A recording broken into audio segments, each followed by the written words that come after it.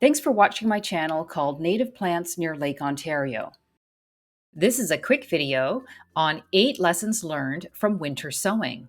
I winter sowed for the first time this past winter and I got dozens of native plant seedlings. But there are still things I'll do differently this upcoming winter.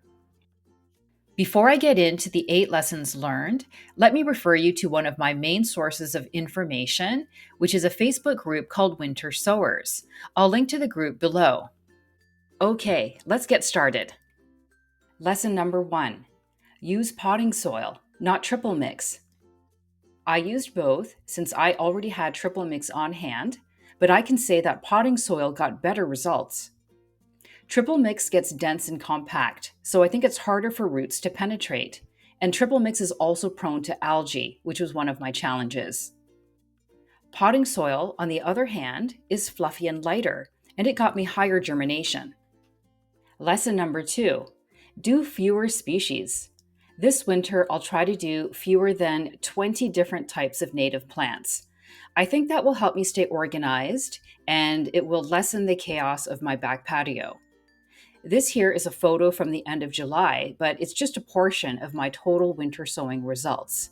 There have been times where my patio is just covered with 4-inch pots of up-potted seedlings. Lesson number 3. Put labels on the bottoms of the containers.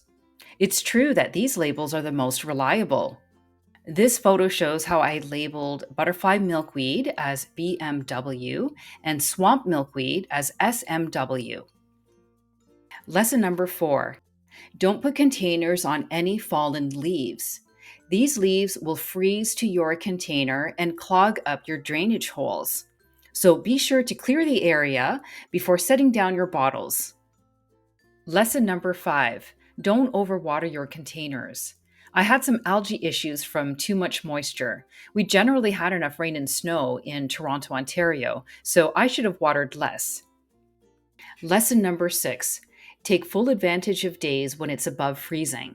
I like to work outside when it's plus 5 degrees Celsius or 41 degrees Fahrenheit or even warmer. When it gets below freezing, I have to work in my basement and that gets too messy, so I want to work outdoors as much as possible. Lesson number 7. Don't overseed. I planted my seeds too densely because I wasn't confident enough about germination. I'll use fewer seeds next time. This will make potting up easier on me. Lesson number 8. Use your own seeds. I collected seeds from only about half a dozen of my own plants since I wasn't confident enough in my seed collection. Now I know it's pretty easy. Just collect seeds when they are brown and dry, and chances are they're going to germinate at a high rate.